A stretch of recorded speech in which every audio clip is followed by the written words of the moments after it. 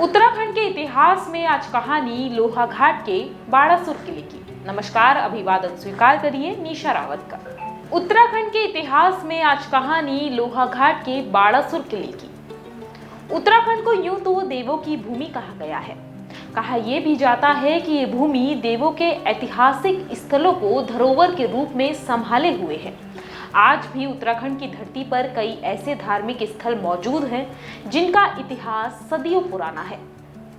कुछ ऐसी ही ऐतिहासिक कहानियों का परिचय कराता है उत्तराखंड के चंपावत जिले में बसा लोहाघाट।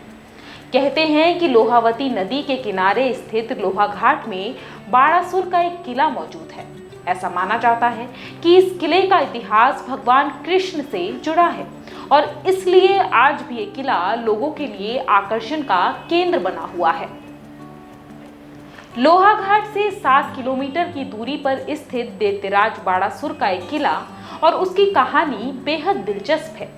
मान्यता ऐसी है कि इस किले में ही भगवान कृष्ण और बाड़ासुर के बीच युद्ध हुआ था और इस भूमि पर भगवान शंकर ने अपने भक्त बाड़ासुर की जान भी बचाई थी। पौराणिक कथाओं में इस बात का उल्लेख है कि दैत्यराज बलि के 100 पुत्र हुआ करते थे और बाड़ासुर बलि का सबसे बड़ा पुत्र था। कहते हैं बाड़ासुर भगवान शंकर का बहुत बड़ा भक्त था और उसने भगवान शंकर के लिए कड़ी तपस्या भी की थी। वहीं बाड़ासुर की तपस्या से खुश होकर भगवान शंकर ने उसे वरदान स्वरूप सहस्त्रबाहु तथा अपार बल भी दिया था। धार्मिक ग्रंथों में इस बात का उल्लेख है कि भगवान शंकर का वरदान पाकर बाड़ासुर इतना बलवान हो गया था कि हर कोई उससे युद्ध करने से डरता था।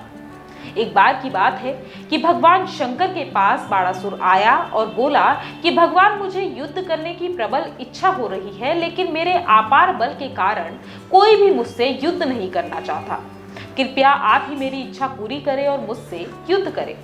बाड़ासुर की इस बात को सुनकर महादेव को क्रोध आ गया और महादेव ने तेज आवाज में बाड़ासुर से कहा कि मूर्ख, तेरे को मारने वाला उत्पन्न हो चुका है। जब तेरे भवन में लगी ध्वजा गिर जाएगी तो समझ लेना तेरा अंत आ चुका है। भगवान शंकर की यह बात सुनकर बाड़ासुर वहां से चला गया। समय यूं ही बीतता गया और एक दिन की बात है कि बाड़ासुर की बेटी उषा को सपने में भगवान कृष्ण के पुत्र अनिरुद्ध को देखा। श्री कृष्ण के बेटे को सपने में देखकर बाड़ासुर की बेटी उन पर मोहित हो गई और अपने सपने की बात उसने अपनी सहेली चित्रलेखा को बताई। उषा ने चित्रलेखा से कहा कि मैं इनके बिना जी नहीं सकती हूँ।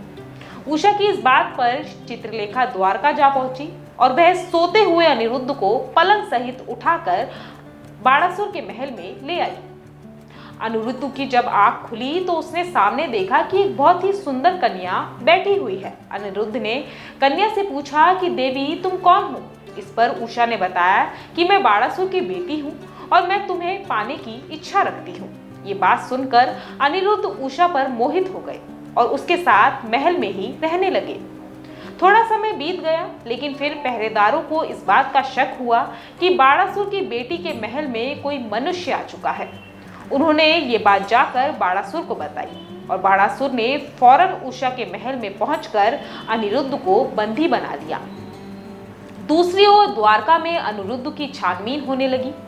तभी देव ऋषि नारद द्वारका जा पहुंचे। उन्होंने श्री कृष्ण को पूरी बात बताई कि अनिरुद्ध को बाड़ासुर ने बंदी बना रखा है। इस बात को सुनकर श्री कृष्ण, बलराम और अनिरुद्ध के अन्य भाई शोषितपुर यानी अब के लोहाघाट जा पहुंचे, जहां बाड़ासुर का किला हुआ करता था। इस किले में पहुंचकर श्री कृष्ण ने बाड़ासुर को युद्ध के लिए पुकारा और फिर बाड़ासुर श्री कृष्ण से युद्ध करने के लिए महल के बाहर आ गया। श्री कृष्ण और बाड़ासुर के बीच घंघोर युद्ध हुआ। जब बाड़ासुर को इस बात का एहसास हुआ कि वो श्री कृष्ण को हरा नहीं सकता है तो उसने अपने प्रभु भगवान शंकर को याद किया।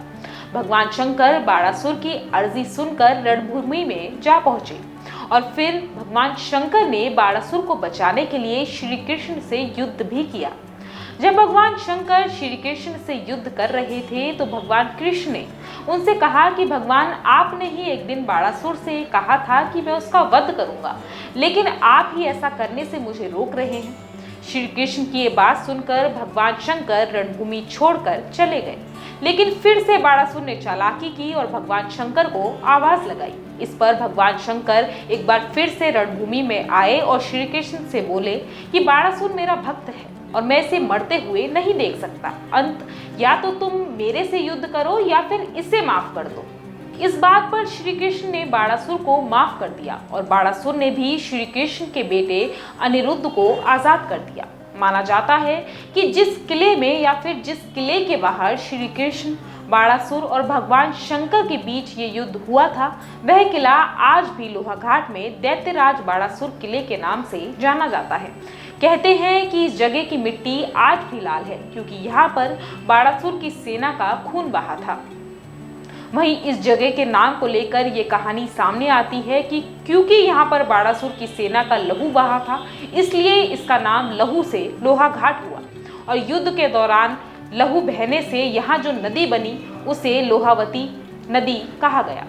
आज भी ये नदी और बाणासुर का एक किला यहाँ मौजूद है और इस किले को देखने के लिए और उसका इतिहास जानने के लिए आज भी लोग यहाँ पहुँचते हैं। उत्तराखंड के इतिहास में आज इतना ही। कल फिर मिलेंगे एक नई कहानी के साथ। आज ही डाउनलोड करें देवभूमि इनसाइडर ऐप।